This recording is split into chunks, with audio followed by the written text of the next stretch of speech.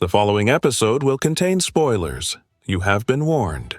You're listening to Cinema IRL, the podcast that throws you into the movie and asks the question, what would you do? Who even knew the premium paper industry was so high stakes?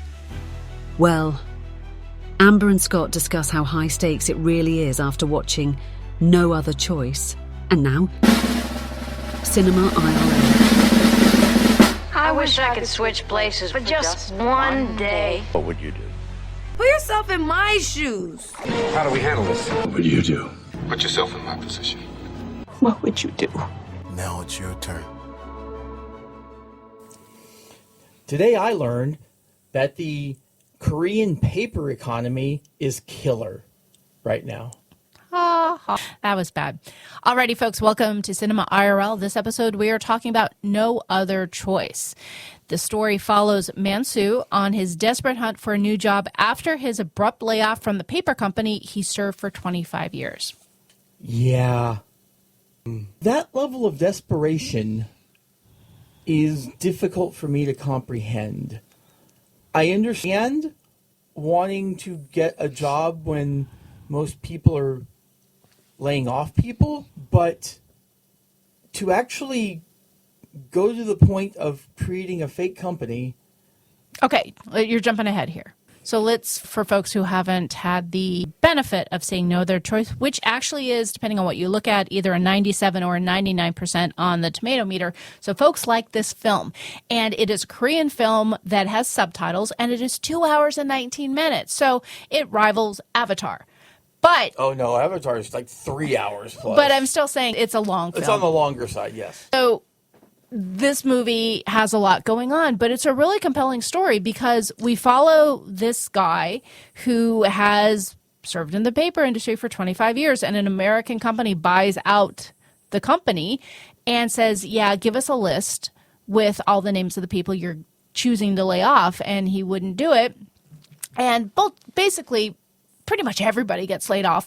And part of this layoff process, and this is, I think, our first what would you do, is they have someone who's some sort of counselor that is in a room with a bunch of these guys from the paper company who have been laid off, and she starts doing tapping with them. So for those who don't know what tapping is, you tap different parts of your face or your body, and you tell yourself things. Oh, that's good. I didn't know what that was. I assumed it was something. I didn't know it had a name. Yeah, no, it's something quite a few people do. But in this context of losing your job, they're tapping their face and saying, I'm a good person and it's not my fault. And, I will get a job in 3 months. And tap, I'm a good person. Tap, I will get a job.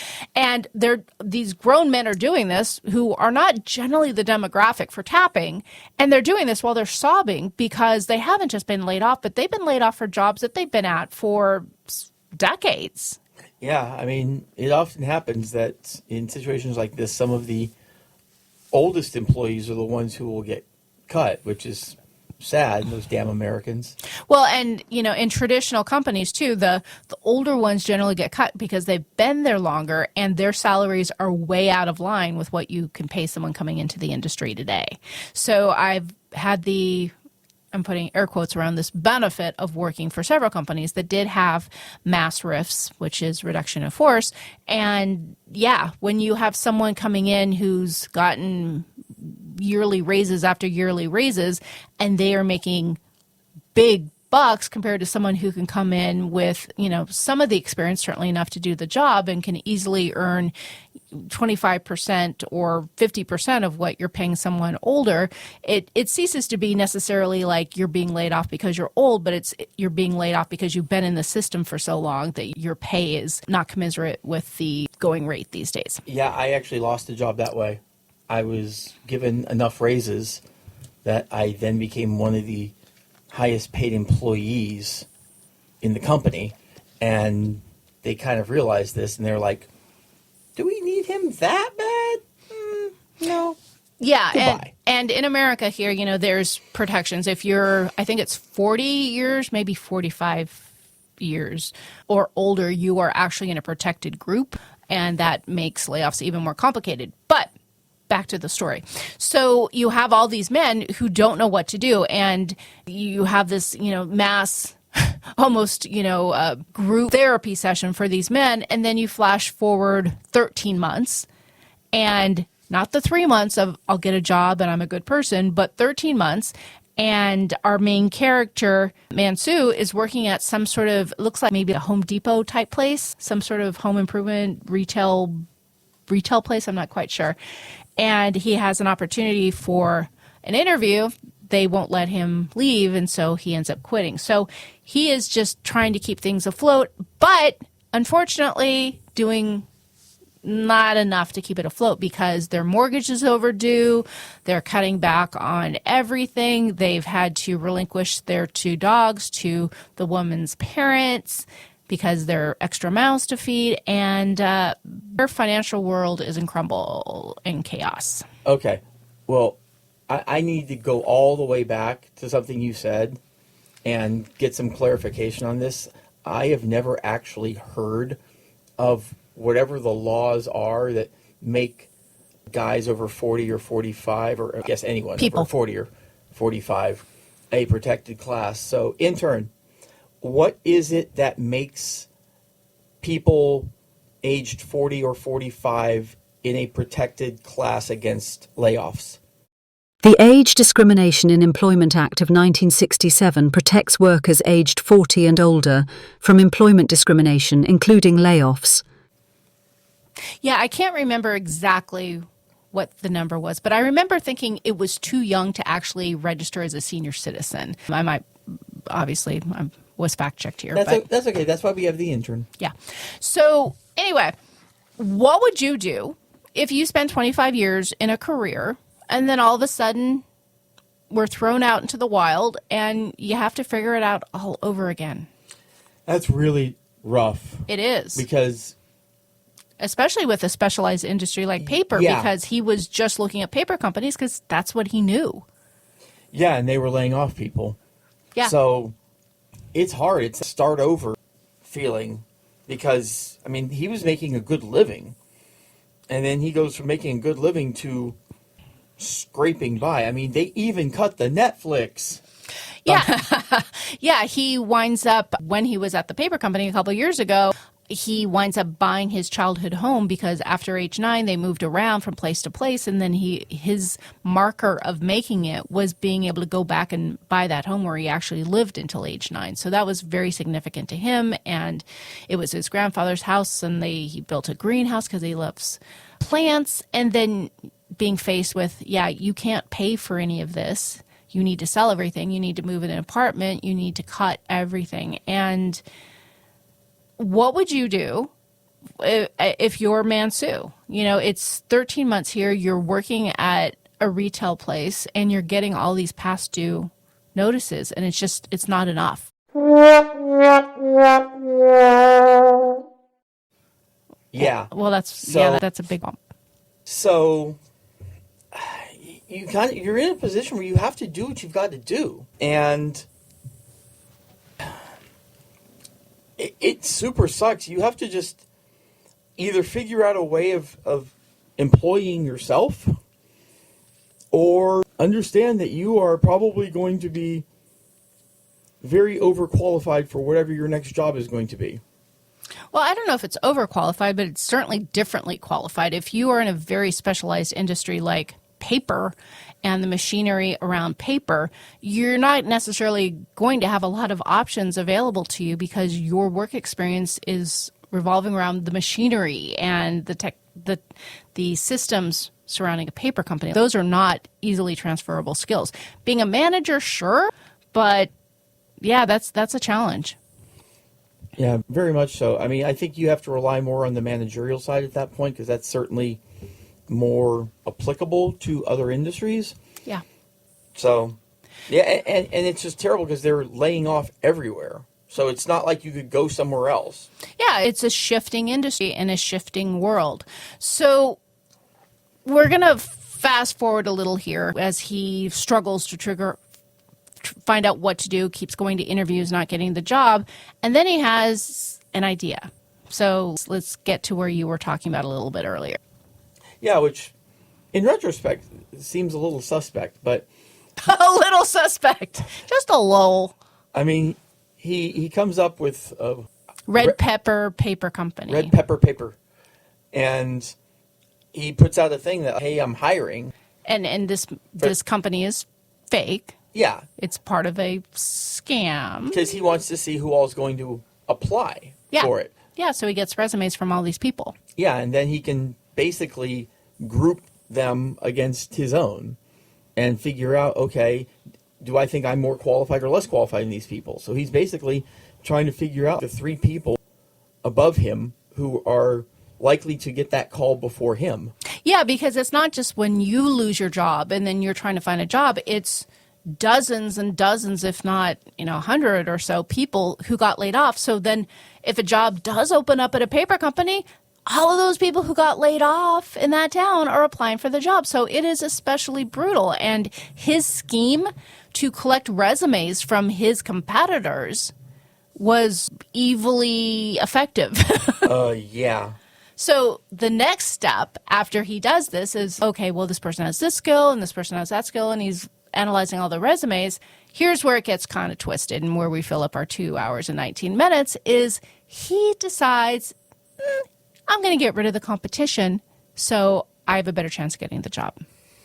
Yeah, and you can tell throughout this whole process that this is not something he wants to do.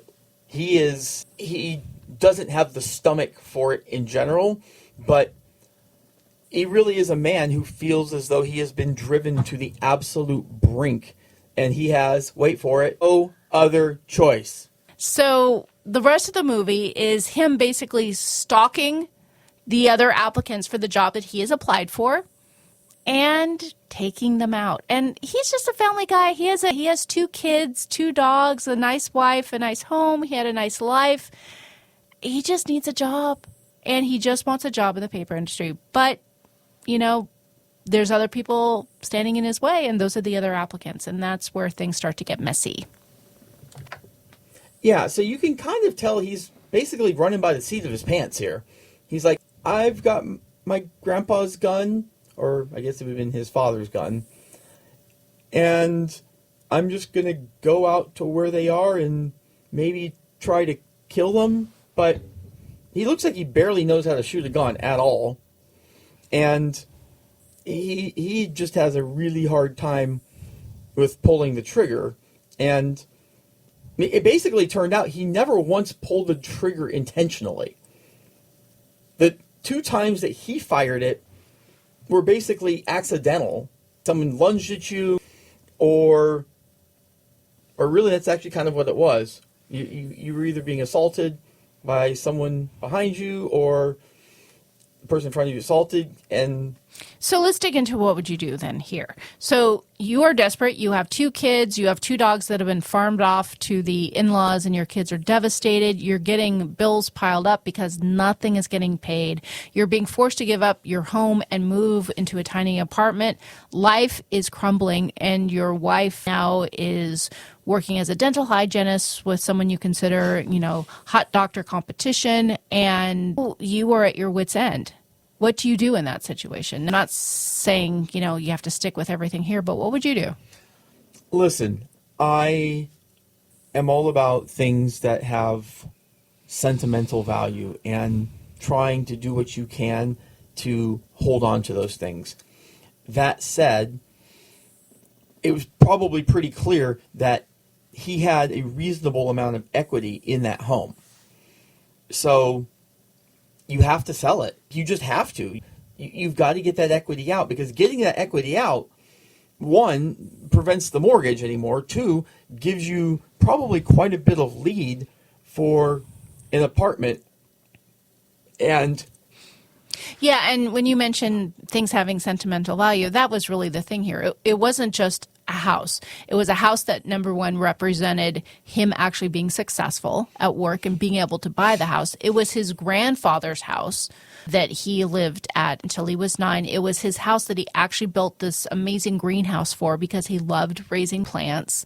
And there was a lot wrapped into what that house meant.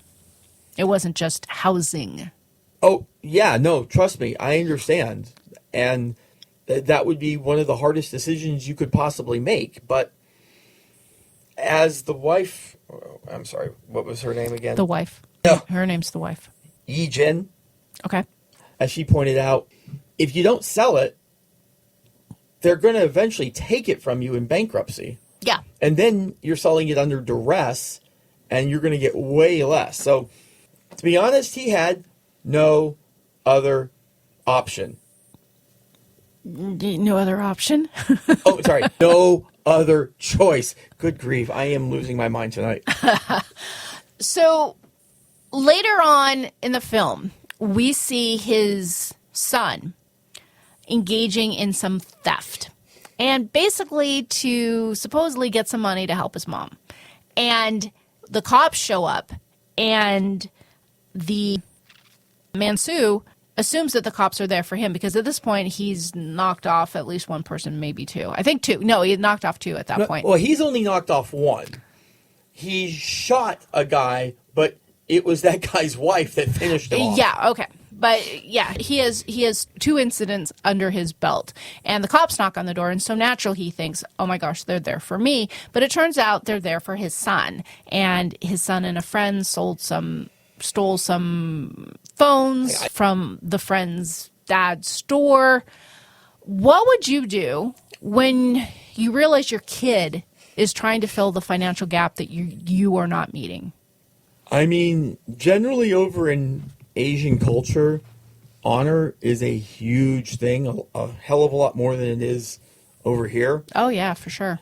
So you definitely have got to feel dishonored, but it unfortunately still goes back to the practicality. Honor is not practical.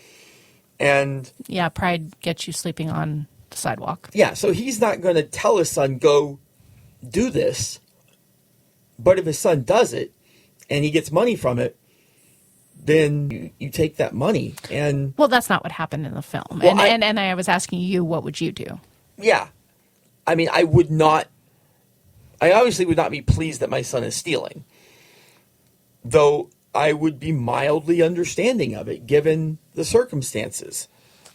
Yeah. It still doesn't justify it. Yeah, as parents or any head of household who's responsible for the financial stability of a house, that ripples through other areas. So when you have kids, they are impacted by that, even though ultimately the responsibility is yours to make sure that your family has a stable life.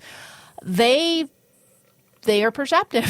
They will realize these things. They know what it means when they can't have lessons or field trips or streaming services or games or whatever it is. Yeah, for sure. And let me tell you, she was all about cutting back everything. Oh, the wife. Yeah, I mean, she gets rid of the dogs. Someone who's coming around looking at the house makes a comment on the bed, and she's like, it's for sale. It seems like she's just willing to part with. Women want safety. Yeah, but they also need a bed on the other end. Nah, No? you want the roof over your head more than you want the bed. You can have a bed out on the street. You want the roof over your head.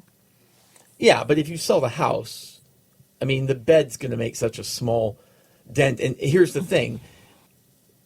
You're going to sell a bed secondhand and then probably, go get something else firsthand? Or if you have a big pile of bills and you can sell your bed and use that to pay off bills, then you sleep on the floor for a little while. I mean, it's a matter of just getting yourself out of that hole. You got to get yourself out of that hole.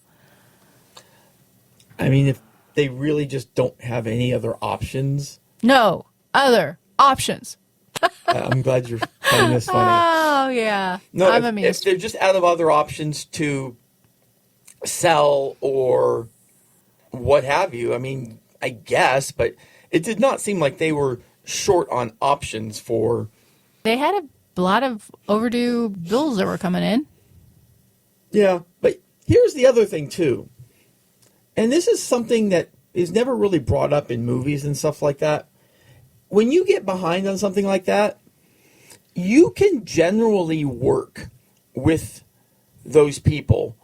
And they'll help you either with payment amount or extend your time a little bit or what have you. And that is definitely a route you should go first. Okay, let's see if I can get an extra month on this. Let's see if we can get the electric company to not turn us off. Like, So you're what would you do is I would negotiate with all my creditors. I mean, that is the path of least resistance. Now, you still cut down expenses for sure, but yeah, I mean, before I sell my bed, I'm talking to my creditors. All right. So another what would you do here is the second guy that dies. He ends up bringing the guy to his house and burying him on his property. Now, I understand this is his property, but I would never bury someone on my own property. It's also worth noting that amongst these three men, he was the one... The three other applicants. He was the one who was willing to do what it took. Like, he was selling shoes. And the other two were like, no, I'm this high person in paper. That's what I'm going to do. Yeah, the first one actually wound up just kind of turning into a depressed alcoholic and hanging around the house. The third one did a lot of social media videos, but the second one, yeah, he was like, I'm trying to get this job at the paper company, but in the meantime, I'm being a grown up and I'm earning money and doing the 9 to 5 because that's what it takes to keep afloat. And he was working at a shoe store. I also find it funny that the third guy was applying for the job, but he still had a job working in paper because... Honestly, I didn't quite understand that yeah, part. Mansoo was trying to get a job with his company. Now, maybe it's something like, I hate my company, I'd love to leave, it would be great, but... So anyway... So, I mean, if he's still wanting to jump to a new role, with knowing that a role is going to come up at this other company, Moon Paper, it's still the same, basically. Okay, I didn't follow that, but I also didn't really follow completely the third guy's issue. But anyway, back to what I was saying about burying. What would you do if you were responsible for someone dying? Would you take them back to your house and bury them on your property, or would you bury them elsewhere? So it should be noted that I know they do this in the United States, and I suspect they do this in a lot of countries, is that they will use satellite imagery to look for things dug that size. Who's they? The government law enforcement, whatever it is. If they're investigating a murder, they can use satellites to actually look down and see, have people been digging a hole of this size? Where it's actually... So Tell me about I don't know anything about this. What, are you watching like CSI or something? No, this is actually a thing that happens.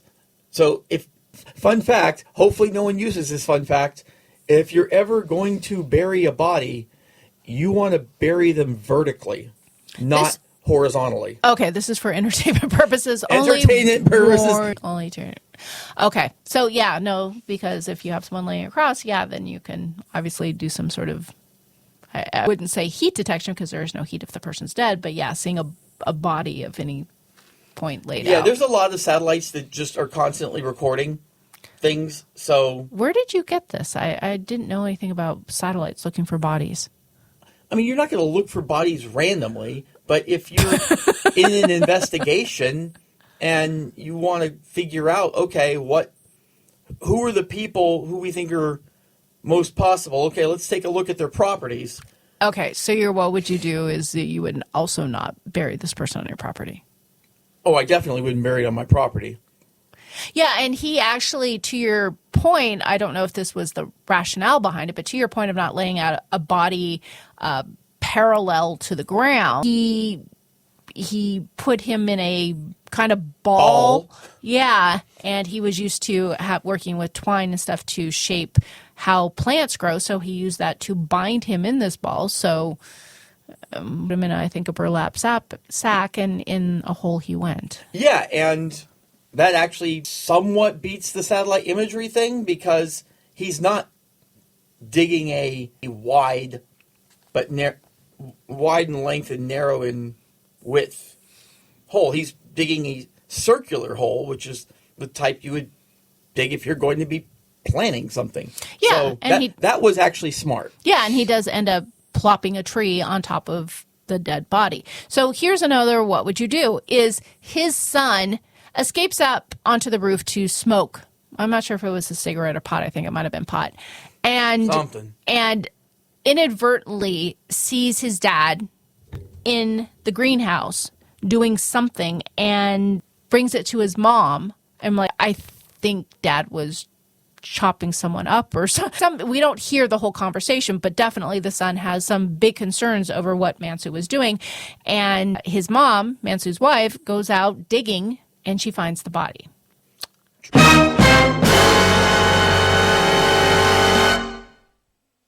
Yeah, that was, I mean, I'm going to her, though her response was kind of weird or unexpected. I don't know. So her response was to basically shield the father and say, oh, no, he was burying a pig that he must have put there to fertilize the tree. So what would you do if you found out that I had buried a body out there? Would you, and I just need to know this just in case this ever comes up. I need to know what you would do. Yeah. I think I would be in the car and not looking back.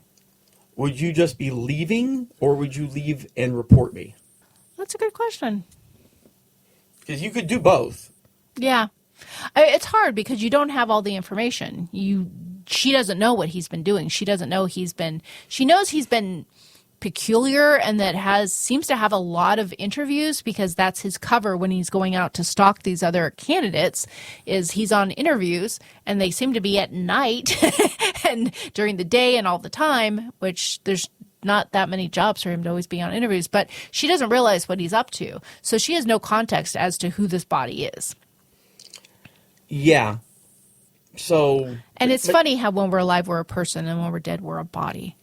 No, I mean, we kind of need the soul for that. So, yeah. I don't know, man. Me, if I found a body you buried, before I do anything, we're going to have a conversation. I want to know what's up with this because, especially knowing you, if you buried a body, I'll be like, give me some popcorn because this is going to be a good story.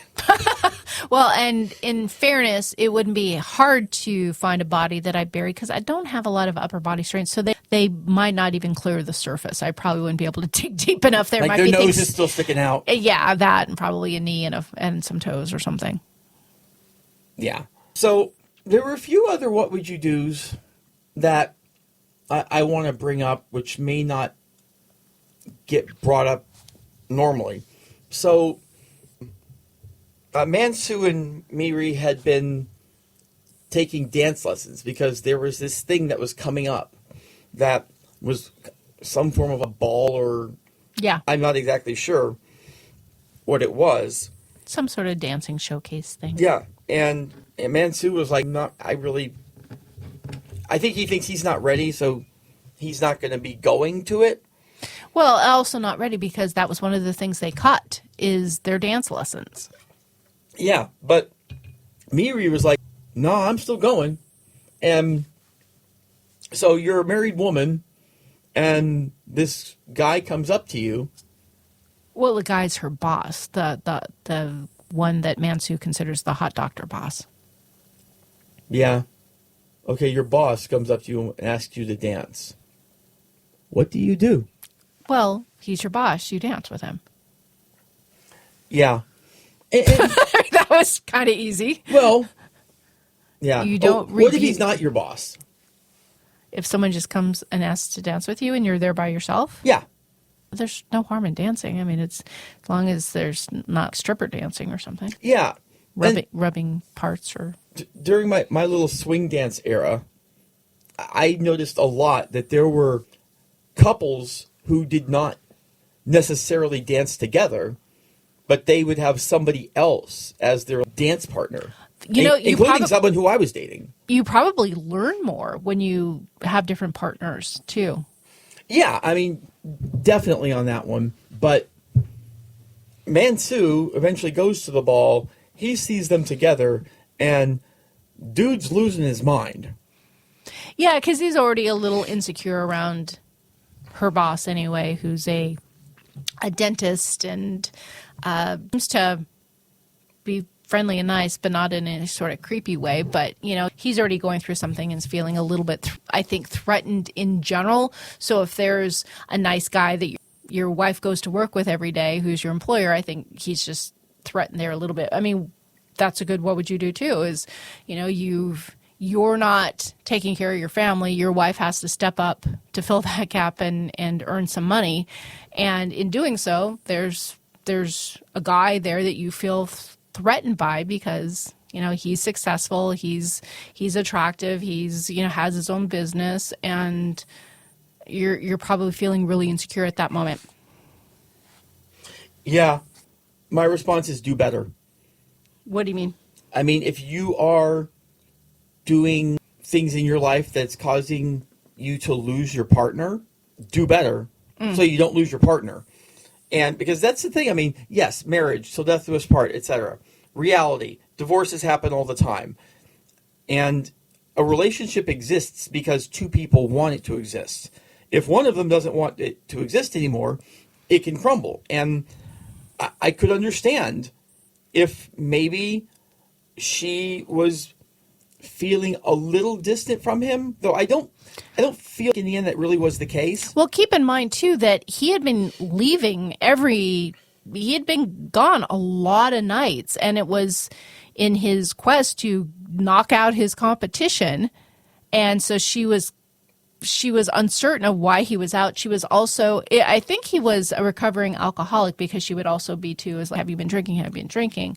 And yeah, they said for sure he had. Yeah, so right there you have a little bit of anxiety around why is my husband gone all the time on all these interviews, supposedly. Well, and she had previously caught him on FaceTime at a bar. Yeah. I mean, he could say he wasn't at a bar, but she could tell he was at a bar. Yeah, and he wasn't drinking. It was part of a bigger situation, but yeah, he inadvertently ended up a little bit of a perception is reality situation, but he was drinking apple juice. But was he? Yeah. See, I don't know if he was. I feel like that was the prop. I don't think you go to the bar to have apple juice. So I think he was saying it, but I don't think she was buying it. I don't know. So I wasn't there. Yeah, so eventually he comes back, and he is freaking sloshed. And back from the dance. Yeah. He has gone on the full panty raid and just gone through all of her drawers looking for this one pair of panties that apparently is her screw panties. Wow, okay. Yeah, he wanted to see if she wore the pretty panties. Yeah, and she was. So, now... Keep in mind, though, that there is some important context here that you're leaving out. It's when she left and her Mansoo wasn't there to go with her. She said something to the kids of, I'm going to show your dad or something like that. Something that made it feel, oh, gosh, well, what is she going to do? So him also feeling threatened by that of, I'm going to show your dad or your dad's going to be sorry or something like that. I missed that part. Yeah, so giving the strong implication that she's going to go do something that her husband is going to be upset about. I mean, when you get to the point of demanding that she takes the panties off so he can sniff them, so he can know whether or not she's been screwing, that's, I don't know. All right. I mean, if you're... That would be some probably good evidence. Yeah, so... I don't know how I would feel about having my panties demanded, but... Yeah, but... So from a what would you do perspective, assuming that you are coherent enough and not totally sloshed on alcohol, that's perfectly fine. Just don't ask her to take them off. Wait till she does. And then go grab them and sniff them. Because you've immediately... I mean, no, seriously. Delay your sniffing, folks. Delay your seriously, sniffing. Because whether she had or not, it shows a great deal of distrust in her that he would demand that. So whether she was or not, that's a massive problem in the relationship.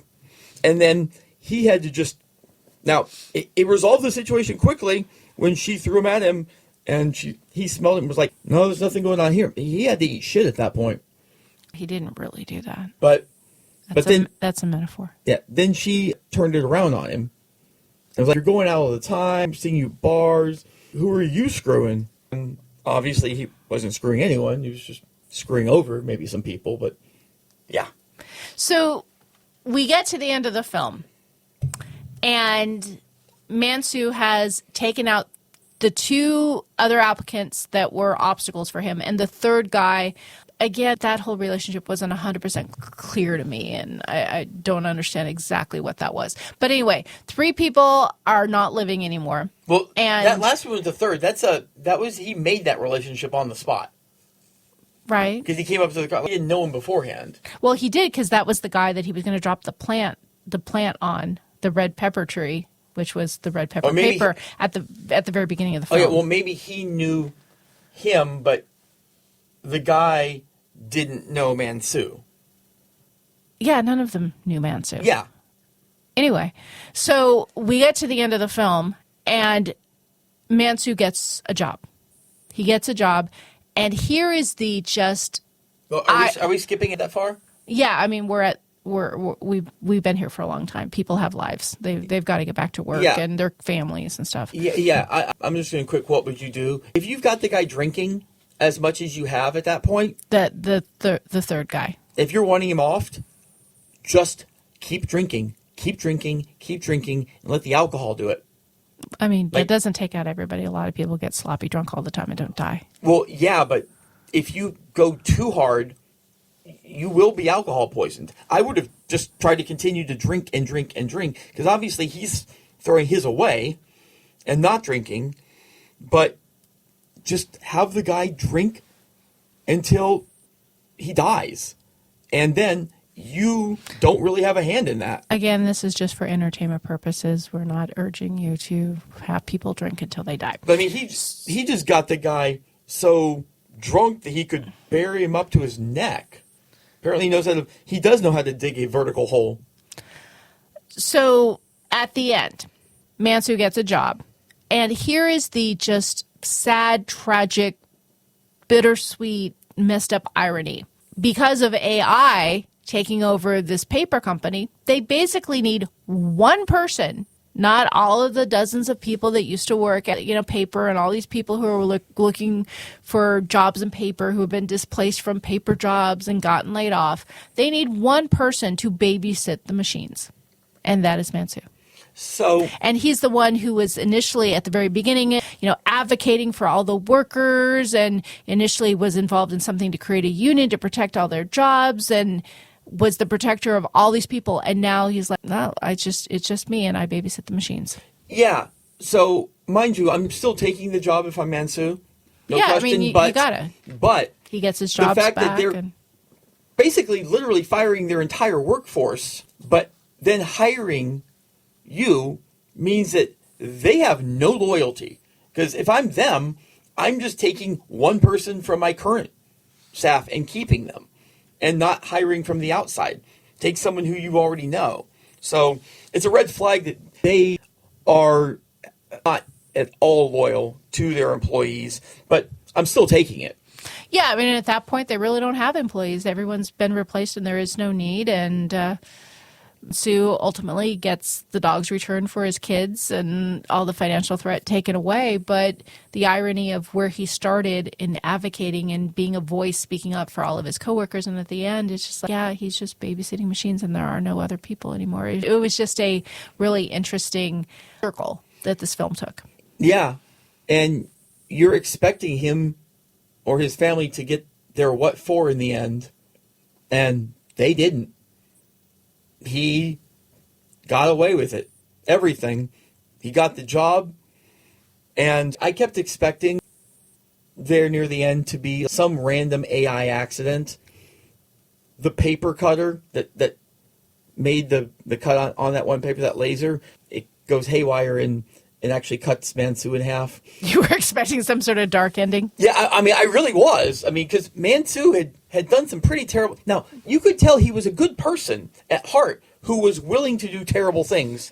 Good people can do desperate things. Yeah, so...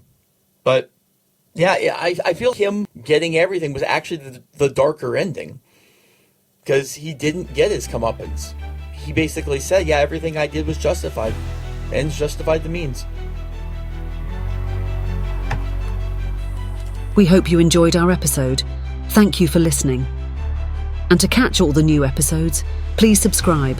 We release 2 to 3 episodes weekly, so we'll have new content regularly. Until next time.